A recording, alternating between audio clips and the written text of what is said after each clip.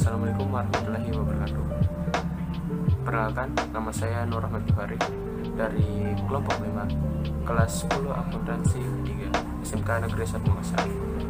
Saya dan teman-teman saya akan membahas tentang manipulasi laporan keuangan PT KAI pada tahun 2005. Langsung saja. Pada tahun 2005, dunia perbankan dihebohkan dengan skandal manipulasi laporan keuangan PT KAI.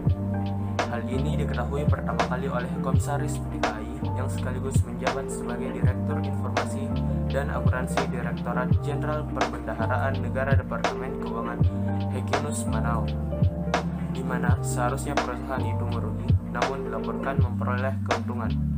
Lantas, apa yang harus kita lakukan untuk menangani kasus-kasus seperti ini? Sebelum kita membahas ini lebih dalam lagi, kita harus mengetahui dua hal. Yang pertama, apa itu PT KAI? Dan yang kedua, apa sih itu manipulasi laporan keuangan? PT KAI sendiri adalah badan usaha milik negara atau biasa kita sebut dengan BUMN, di mana PT KAI menyelenggarakan jasa angkutan kereta api yang meliputi angkutan penumpang dan barang. Sedangkan manipulasi laporan keuangan adalah sebuah proses rekayasa laporan keuangan dengan melakukan penambahan maupun pengurangan nominal sejumlah uang yang bertujuan untuk menghasilkan keuntungan dengan cara yang tidak sesuai koridor, bahkan bertentangan dengan moral. Baiklah, langsung saja kita masuk pada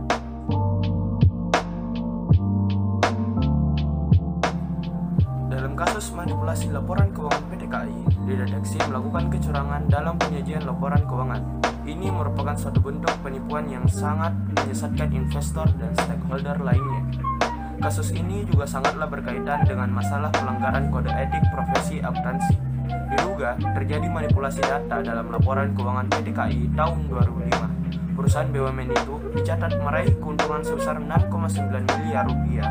Padahal, apabila diteliti dan dikaji dengan rinci, perusahaan seharusnya menderita kerugian sebesar 63 miliar rupiah.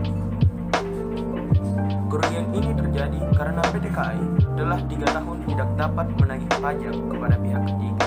Tetapi, dalam laporan keuangan itu, pajak pihak ketiga dinyatakan sebagai pendapatan.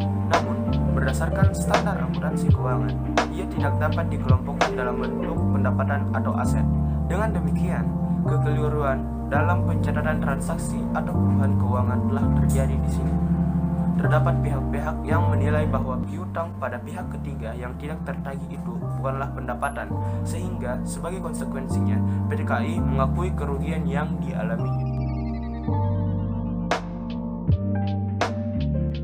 Assalamualaikum warahmatullahi wabarakatuh. Perkenalkan, nama saya Siti Nurhalisa Rusli dari kelas 10 AKL 3. Di sini saya akan menyebutkan kejanggalan dari laporan keuangan PT KAI tahun 2005. Yang pertama, pajak pihak ketiga sudah 3 tahun tidak pernah ditagih, tetapi dalam laporan keuangan dimasukkan sebagai pendapatan PT KAI selama tahun 2005. Yang kedua, pada akhir tahun 2005 masih tersisa saldo penurunan nilai yang belum dibebankan sebagai kerugian sebesar 6 miliar rupiah yang seharusnya dibebankan seluruhnya. Yang ketiga, bantuan pemerintah disajikan dalam neraca per 31 Desember 2005 sebagai bagian dari hutang.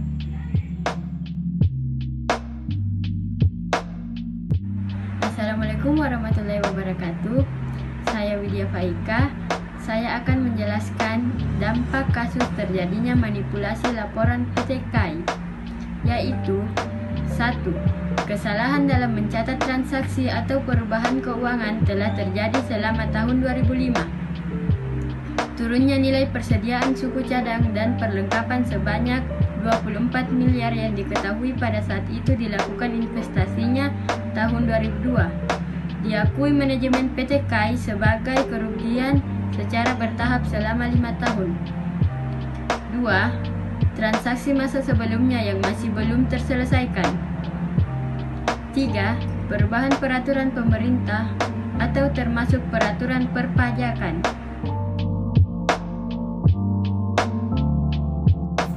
Saya Rizka Febrianti dari kelas AKL 3 akan menjelaskan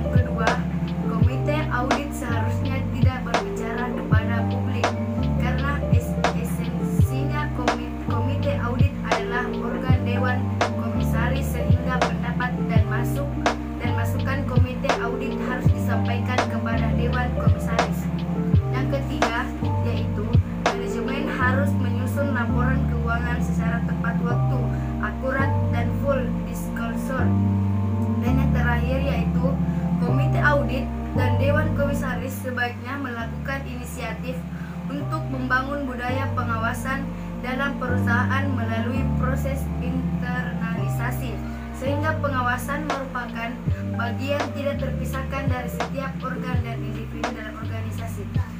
Sekian dari saya. Wassalamualaikum warahmatullahi wabarakatuh.